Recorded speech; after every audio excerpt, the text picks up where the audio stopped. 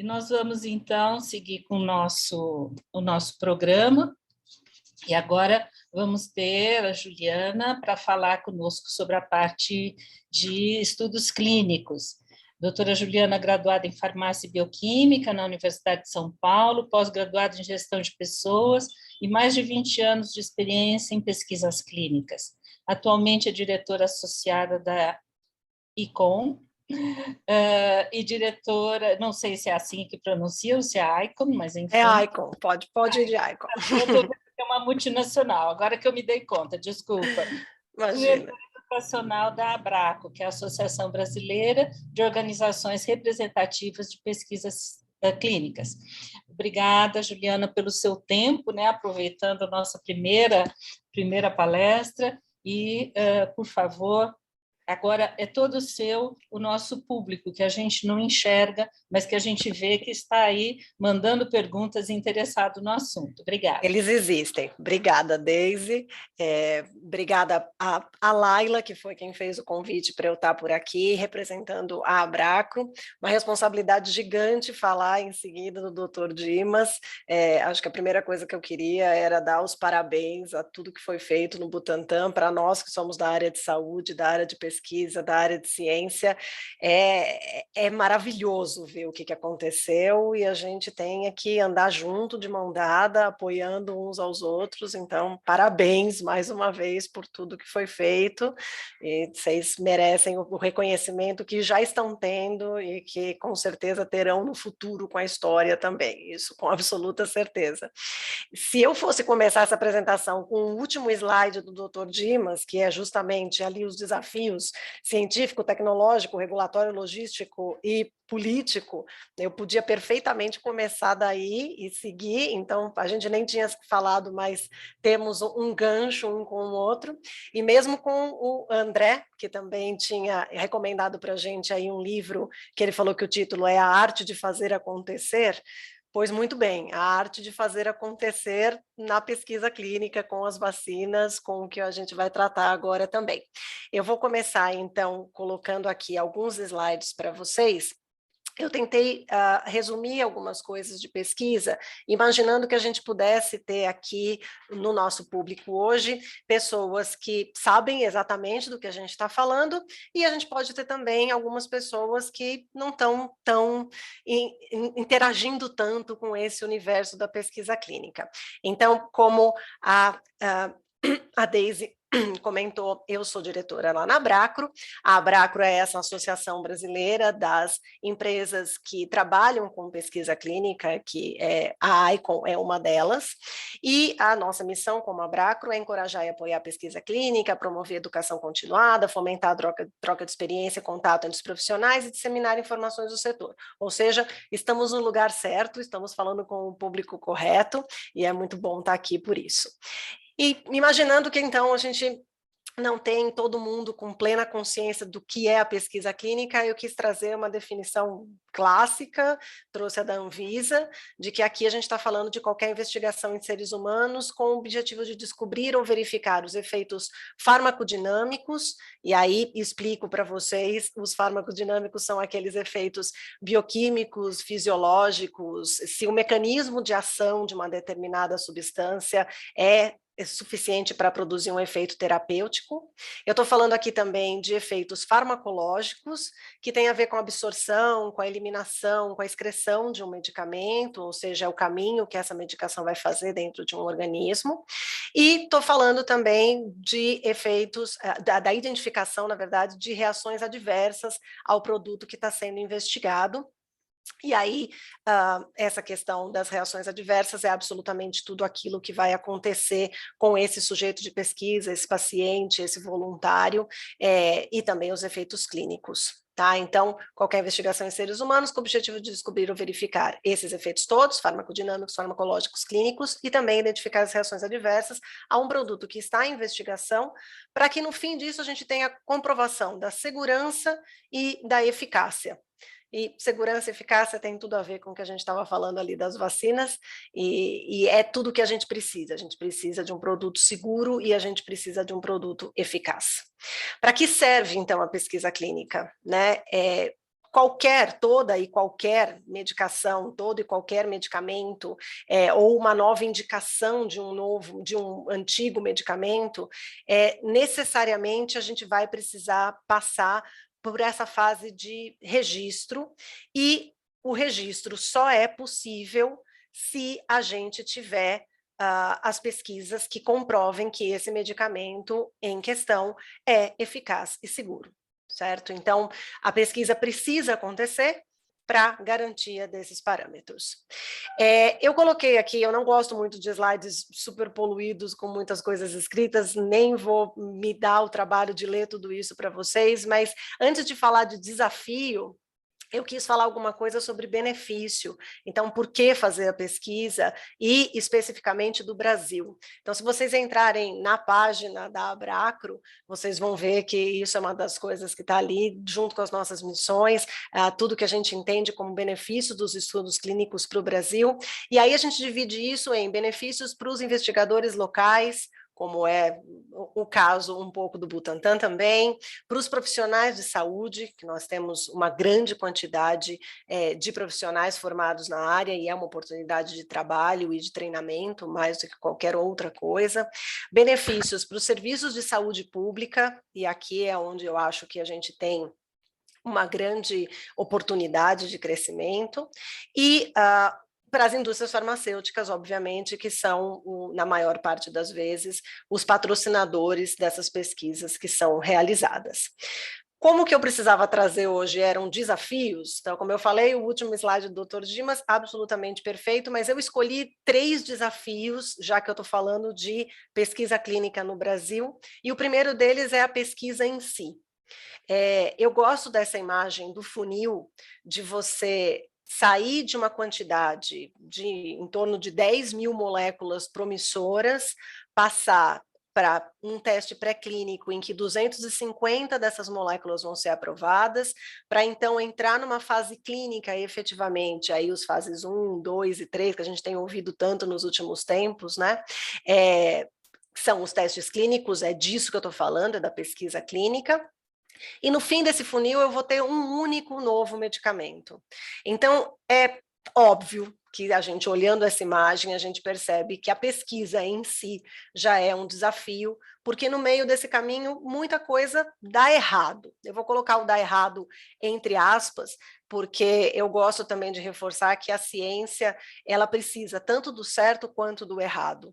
A gente precisa que as coisas, se eu estou buscando segurança e eficácia, e se durante qualquer uma dessas fases eu perceber que eu estou tratando de uma medicação que não é segura ou que não é eficaz, eu preciso parar tudo, voltar para trás, de repente voltar numa outra fase, rever, ou desistir, não seguir adiante com aquela molécula, e isso também é ciência, isso também é necessário, isso é muito importante, e é para isso que a gente está aqui também.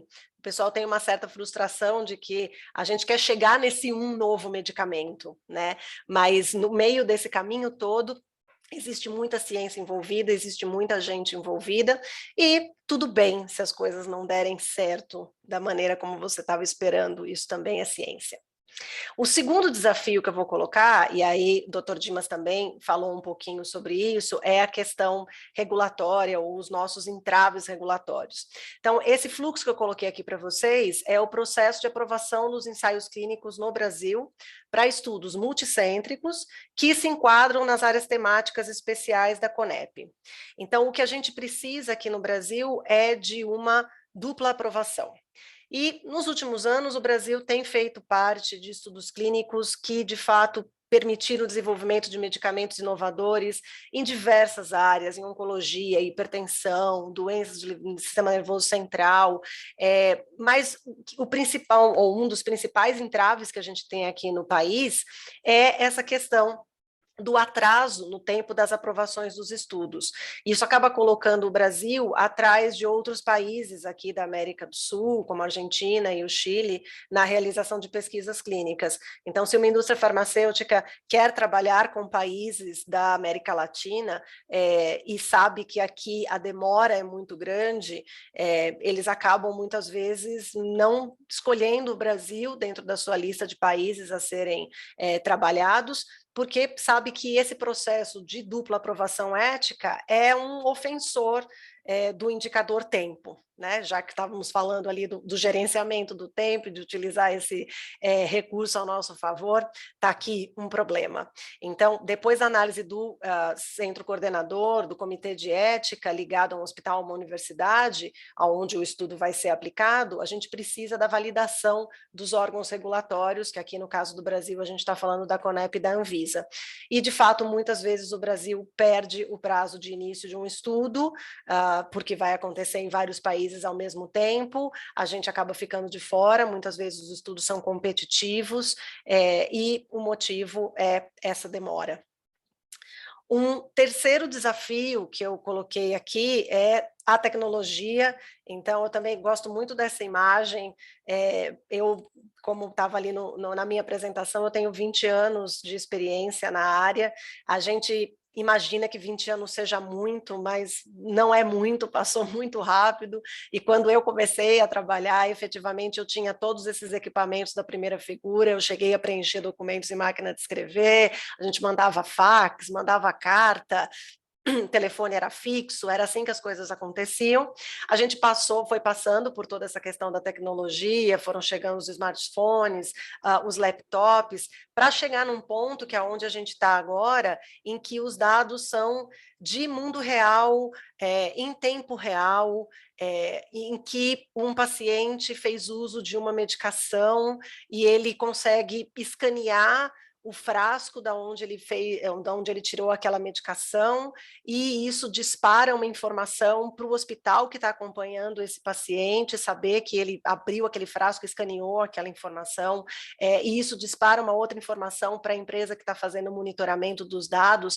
Então, a gente já chegou nesse momento, a gente já está vivendo isso, e a pandemia, já que a gente também está falando disso, também acelerou toda essa questão do desenvolvimento tecnológico. Então, a gente se viu numa situação em que muitos dos hospitais, as instituições com quem a gente trabalha, ficaram fechados, mas é um trabalho que não pode parar.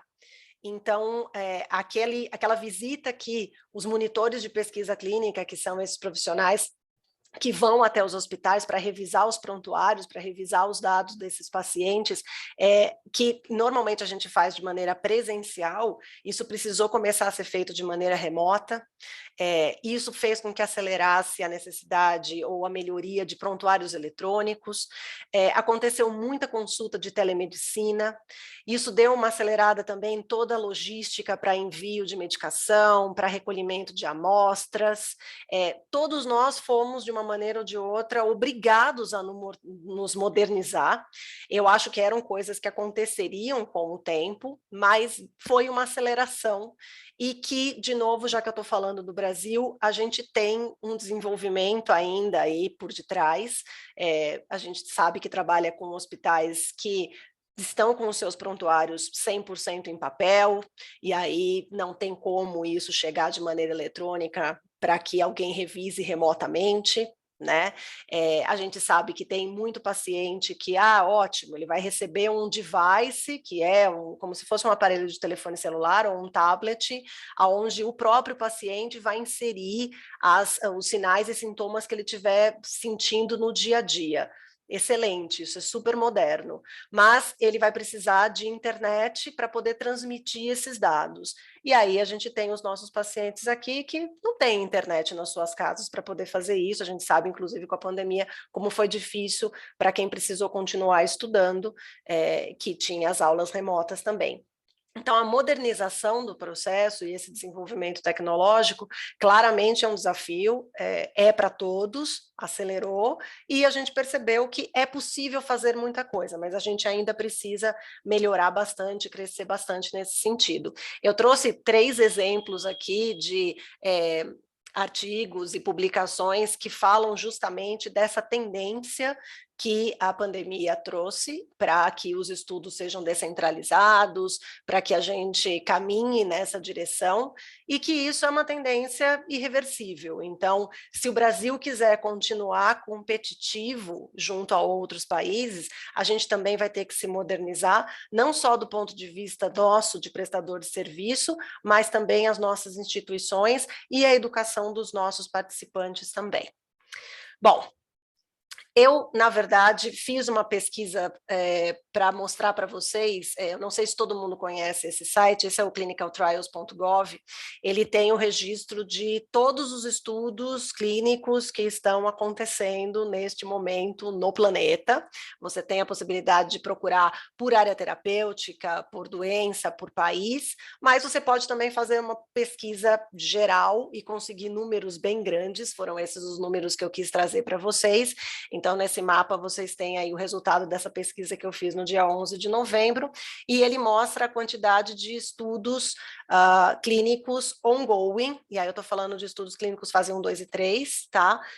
Ongoing em todos essas regiões, esses países. Então, no caso dos Estados Unidos, a gente está com o país, no caso aqui da América do Sul, a gente está com a América toda, a África toda, e aí vocês já conseguem, só de bater o olho, perceber aonde está o nosso desafio, ou seja, a gente está muito aquém do que poderíamos estar, e se a gente for comparar, por exemplo, com os Estados Unidos, não tem como falar que não.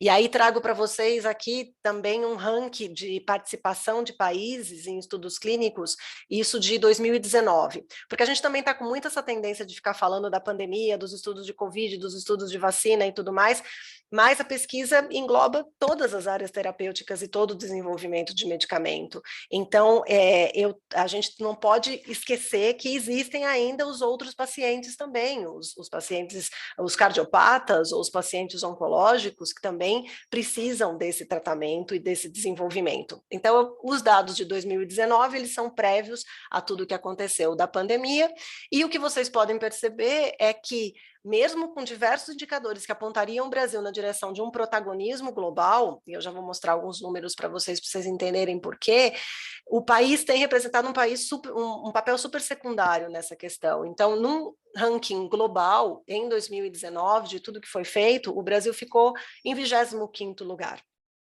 E a gente sabe que a gente é capaz de muito mais, né? Não só a gente é capaz de muito mais, como nas áreas onde acontecem mais estudos, né? Então, de novo, em 2019, a gente teve em oncologia, sistema nervoso central, o foco das pesquisas clínicas no mundo. E é uma tendência que tem acontecido aí por alguns anos. Essas duas áreas terapêuticas representaram 46% de todos os estudos que foram feitos em 2019.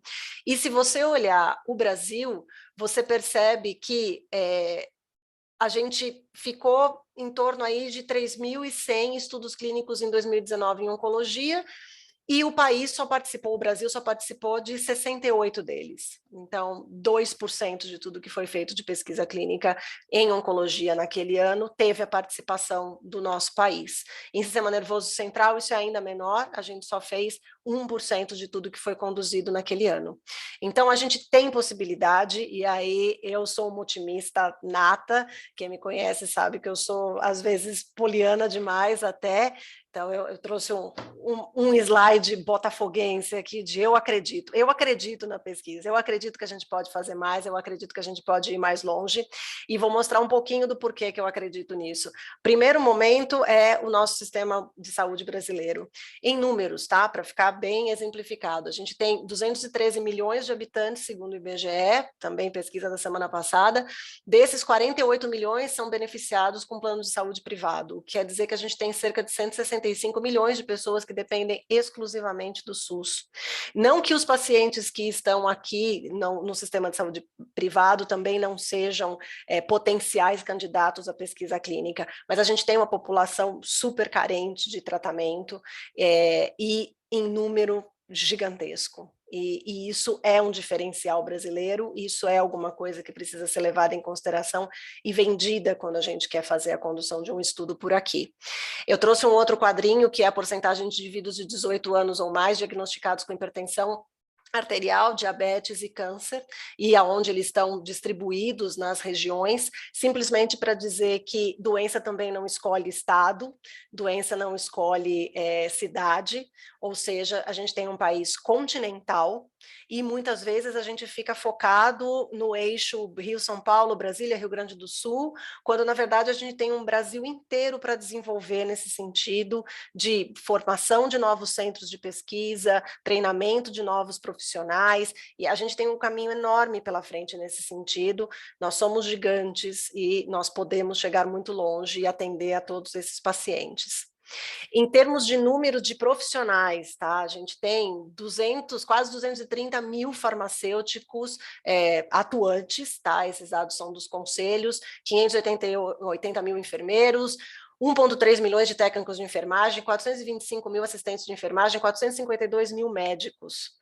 De novo, tem potencial de treinar todas essas pessoas, não todas, obviamente, mas a gente tem muita gente, a gente tem uma população muito rica em números, e dentro desses milhões aqui, com certeza gente muito boa e muito interessada e muito atenta e disposta a trabalhar com pesquisa clínica. A gente precisa encontrar essas pessoas, treinar essas pessoas e trazer para o nosso lado.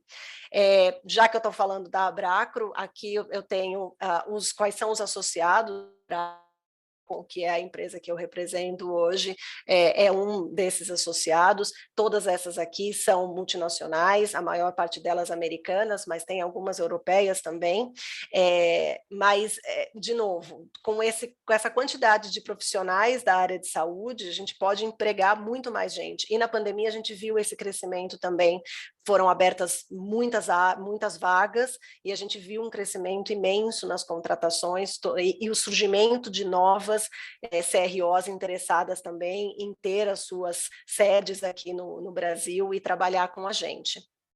2 minutos, Juliana. Sim, estou no penúltimo. O cenário, como eu disse, ele é otimista, a Abracro acredita muito nisso. Eu trouxe um print aqui para vocês do site da Aliança Pesquisa Clínica, só para comentar de que existe um projeto de lei que está em avaliação e que, depois de aprovado, a gente imagina que vai dar mais força a esse setor. Que hoje é regido por normas e resoluções, mas não tem poder legal, então por isso a gente está trabalhando em cima de um projeto de lei para fazer com que o trave regulatório também tenha uma diminuição. E, na verdade, o que a gente quer com tudo isso é o benefício mais importante de todos, que são os benefícios para os pacientes em si. Então, nesse caso, eu vou ler sim as anotações aqui: um diagnóstico mais acurado, melhor tratamento possível, maior atenção de enfermagem e farmácia, atenção em segmento médico mais rigoroso, acesso a pacientes não tratados, não diagnosticados.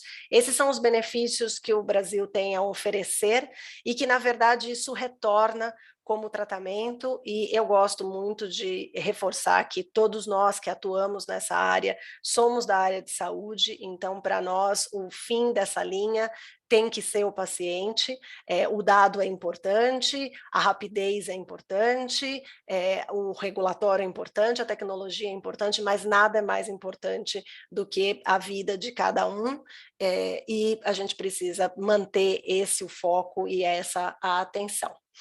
Deixo aqui para vocês os contatos da Abracro, nós estamos em todas as redes sociais. No YouTube a gente tem várias lives que a gente fez no ano passado, esse ano também, inclusive com questões de tecnologia, de melhoria.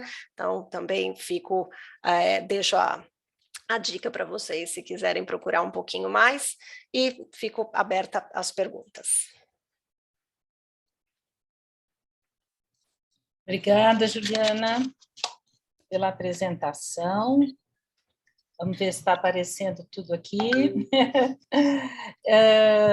Foi muito interessante, acho que a gente aprendeu, né, bastante coisa sobre pesquisa clínica, que não é a minha área, mas que eu acabei aprendendo um pouquinho mais hoje, e vimos aí os entraves e tudo mais que você apresentou para a gente. Agora nós vamos partir, então, para a questão das perguntas. Vamos lá. Só estou olhando aqui para poder... só tenho agradecimentos e elogios a você, Juliana. Parabéns. Tá. Mas eu quero perguntas. A questão agora é a pergunta, né? São duas perguntas, na verdade, que eu estou vendo aqui. Em primeiro lugar, você disse que, entre os entraves tem a questão regulatória, foi um dos pontos que você apontou, outro a questão da modernização, certo? E daí a pergunta diz assim, falta recurso provavelmente está querendo dizer recurso financeiro, né? Financeiro, sim. Mas em que ponto que é mais que falta mais esse recurso? Na questão de ensino, na questão do desenvolvimento de tecnologias, ou nessa questão tecnológica de conexão, internet, que você apontou no começo? Eu acho que falta para todos os lados, de verdade, pensando na realidade brasileira, em que a gente está com uma porcentagem imensa de pessoas na faixa da fome, é claro que vai faltar recurso para todos os lados para onde você observar. A sorte, vamos chamar de sorte, é que nós podemos contar com as indústrias farmacêuticas que têm o ímpeto de serem os patrocinadores e, obviamente, que no final dessa linha vão ter as vendas dos seus medicamentos, vão ter os seus lucros, claro, mas são grandes fomentadores de toda essa questão da pesquisa e que no fim da linha é quem tem o dinheiro nessa hora. Então, infelizmente, os estudos governamentais ou das instituições privadas ou aqueles que são feitos por iniciativa do patrocinador dentro de clínicas, é claro que isso é infinitamente menor do que o número de estudos clínicos multicêntricos randomizados feitos no mundo todo, que é aquele que eu mostrei do clinicaltrials.gov, justamente porque quem está por detrás disso, bancando, é a indústria farmacêutica. Então, é óbvio que a gente tem que criar parcerias nesse sentido, né? E se aproveitar de uma maneira boa e positiva do que a indústria tem para nos oferecer também.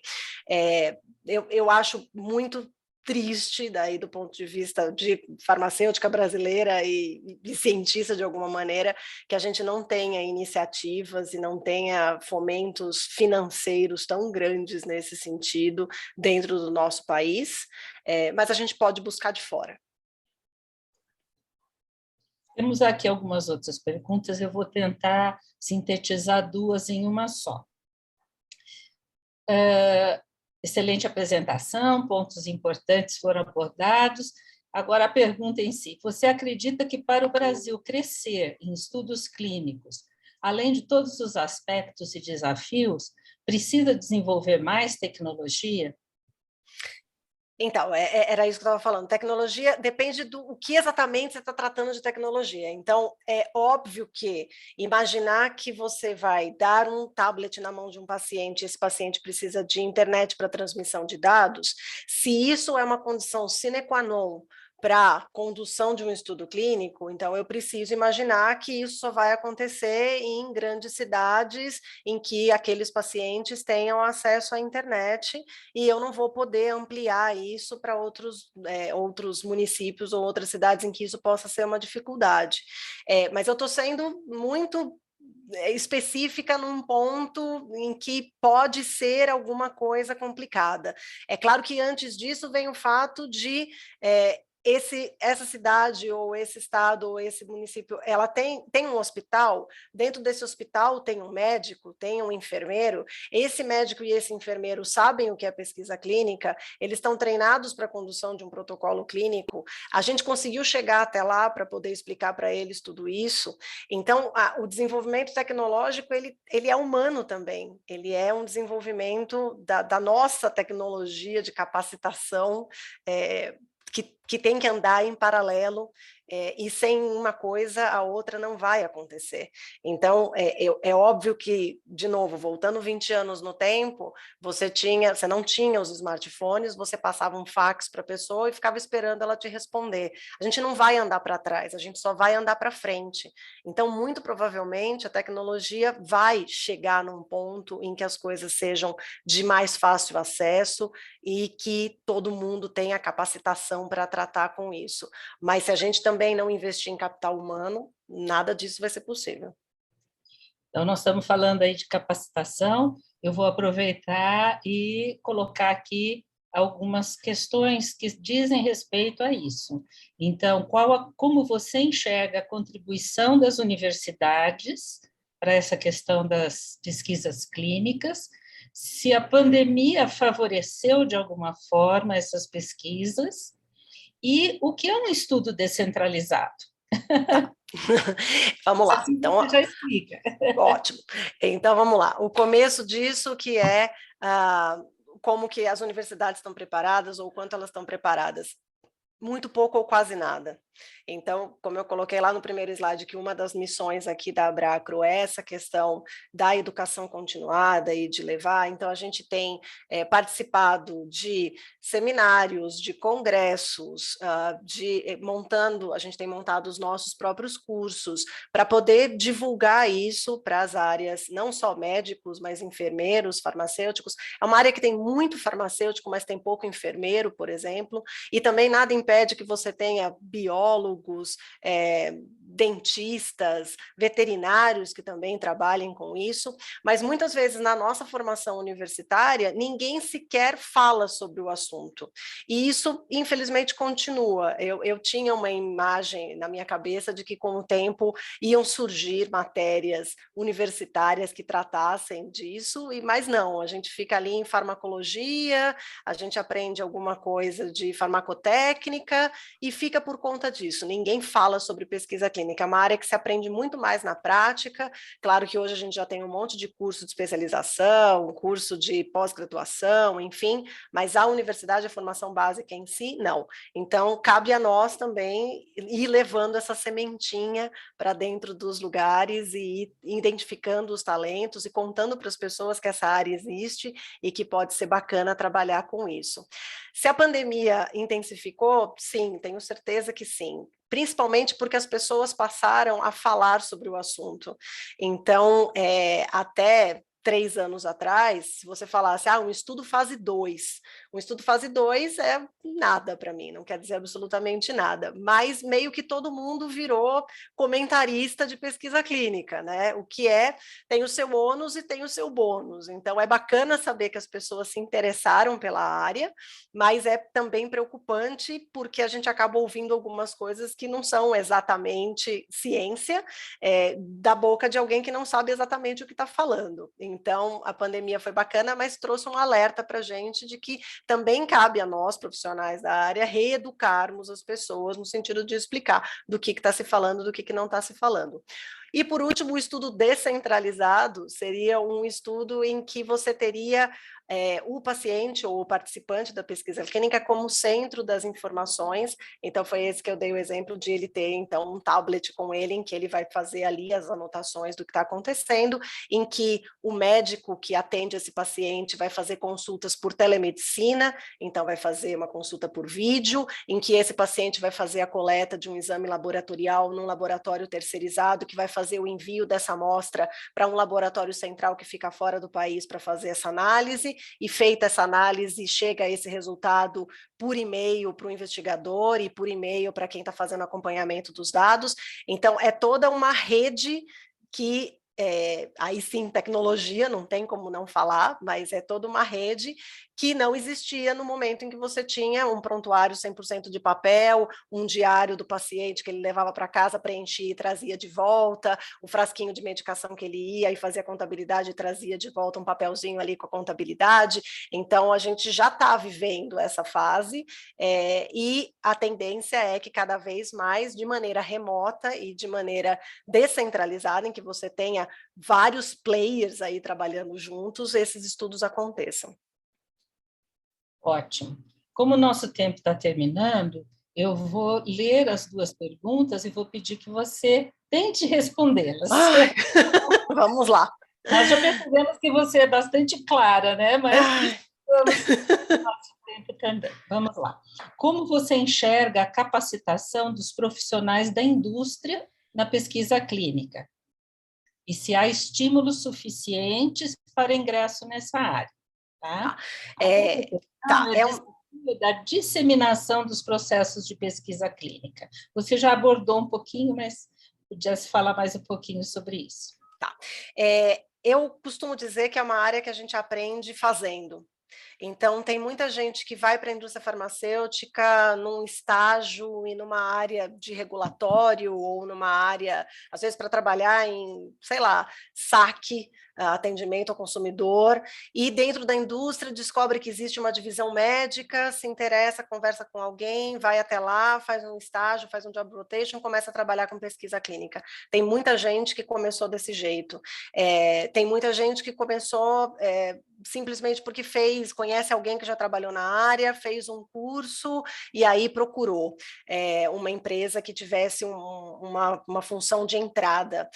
Muitas vezes a gente se vale dos profissionais que estão trabalhando nos hospitais, nas instituições, nas clínicas, que são os coordenadores de pesquisa clínica, que são os assistentes de pesquisa, daí saem também muitos dos profissionais que vêm trabalhar na indústria farmacêutica e nas CROs para poder fazer a condução desses projetos. Então, tem muito a melhorar, óbvio, mas eu acho que o passo é atrás, como eu estava falando, na universidade, na formação básica, na disseminação do setor, porque uma vez que você já está dentro da indústria, provavelmente você vai conhecer alguém e vai acabar sabendo um pouquinho mais, mas antes disso a gente podia também recrutar mais pessoas e precisamos de pessoas, então é por aí.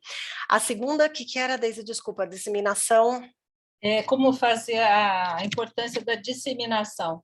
Vamos lá, os desafios para a disseminação dos processos dos processos de pesquisa clínica para profissionais de saúde que não estão diretamente envolvidos. Tá. Quais os desafios de fazer essa disseminação? O desafio é chegar até essa pessoa, né? Então, a divulgação, eu acho que é isso que a gente está fazendo aqui hoje. Então, vocês todos que nunca tinham ouvido falar da Abracro, nesse momento vão pegar o celular, vão procurar a Abracro no LinkedIn, no Instagram, enfim, e vão passar a seguir. E a partir daí, daqui a um mês, quando tiver um workshop, ou agora no começo de dezembro, já fazendo propaganda, a gente vai fazer um workshop. Você já se interessou, você foi lá, se inscreveu, aprendeu um pouco mais. E a gente tenta fazer, de dar notícias, de informar a população, mas é um trabalho de formiguinha, e eu acho que é um trabalho de cada um de nós que está na área mesmo, mas é muita gente, então é claro que se a gente tivesse, quanto mais braço a gente tiver, quanto mais gente a gente tiver do nosso lado para seguir a divulgação, tanto quanto melhor. Então, eventos como esse daqui resolvem, de alguma maneira, a dificuldade da disseminação. Obrigada, Juliana. Pelo Imagina. tanto de elogios aqui na tela, no bate-papo, realmente você conseguiu atingir um público que vai estar levando Ótimo. disseminando. Isso já é alguma coisa. Isso é muita coisa. Já é um Obrigada. pedaço. Obrigada, Juliana. Eu queria agradecer a todos que hoje aqui compartilharam, né, conosco seus conhecimentos, suas vivências, suas experiências, e tentando fazer um resumo de tudo que a gente aprendeu, o que não é simples, mas eu acho que vale a pena a gente tentar marcar alguns pontos. Eu sinto, né, que a gente aprendeu que nós temos vários ladrões de nosso tempo, né? A gente precisa mudar comportamentos, mudar a percepção, mas mais que tudo, nós temos que prestar atenção ao que realmente importa e tomar a decisão, porque a decisão é aquela que vai nos dizer qual é a alternativa de maior valor e vamos dar tempo a esse valor. Eu concluiria que assim foi a mensagem da questão da gestão do tempo. Com relação à questão da vacina, eu acredito, do meu ponto de vista, a ciência permitiu desenvolver a vacina enquanto a pandemia estava acontecendo. Isso foi realmente um marco do avanço, mostrando a importância da ciência. Mas a gente observou pelos dados do Dr. Dimas, que 5% só de pessoas foram vacinadas nos países mais pobres. E isso é um ponto de fragilidade, de surgimento de novas variantes, além da fragilidade de estarmos perdendo, ou aquela população de países mais pobres está sendo prejudicada. E a grande fala para mim é: a vacinação é uma ação coletiva, não é individual. Eu não estou me protegendo, eu estou protegendo a toda a comunidade, eu participo de uma comunidade. E, finalmente, em relação à pesquisa clínica, eu realmente aprendi que a pesquisa clínica é feita com seres humanos para garantir a segurança e eficácia dos produtos que são utilizados na saúde. Não sei se eu fiz um resumo apropriado, mas foi essa a principal mensagem que eu estou levando. E que os entraves regulatórios, entraves da não modernização, estão impedindo o Brasil de avançar numa área tão importante que é a área de saúde e de resultados, né, da parte de medicamentos, de disponibilidade de medicamentos de todos os tipos e produtos para a nossa saúde. E eu gostaria de dizer que, assim como a Juliana mostrou, eu também estou naquela torcida do eu acredito. Eu acredito que a ciência vai continuar avançando, eu acredito que nós vamos conseguir sensibilizar, sejam os fundos, né, financeiros, econômicos para pesquisa, vamos sensibilizar mentes e cabeças que vão dar apoio à ciência para que, junto com a tecnologia, a gente consiga tempos melhores em todas as áreas, com certeza. E, finalizando, depois desse resumo, eu queria convidar todos vocês para continuarem amanhã conosco, nesse happy hour, que o primeiro está se encerrando agora, porque amanhã nós vamos falar da questão dos alimentos, vamos falar de sustentabilidade, vamos falar de segurança ambiental, lembrando que o homem é parte do meio ambiente, não é? E vamos falar das notícias, das fake news, e também como que podemos evitar ou apurar melhor aqueles fatos que circulam e que a gente, às vezes, não sabe se é verdade ou mentira. Com essas questões que também nos intrigam, convido vocês, então, para estarem presentes amanhã conosco, às 5 horas, nesse mesmo canal. Comentando que várias pessoas nos perguntaram, nos nossos canais do Wilson, nós vamos estar divulgando a gravação desses 2 happy hours que eu estou chamando, e vocês vão poder ter acesso e divulgar para outras pessoas também. Muito obrigado pela presença de todos. Mais uma vez, obrigado aos palestrantes que nos ajudaram a ter uma tarde realmente happy, né? No bom sentido. Obrigada a todos. Boa tarde.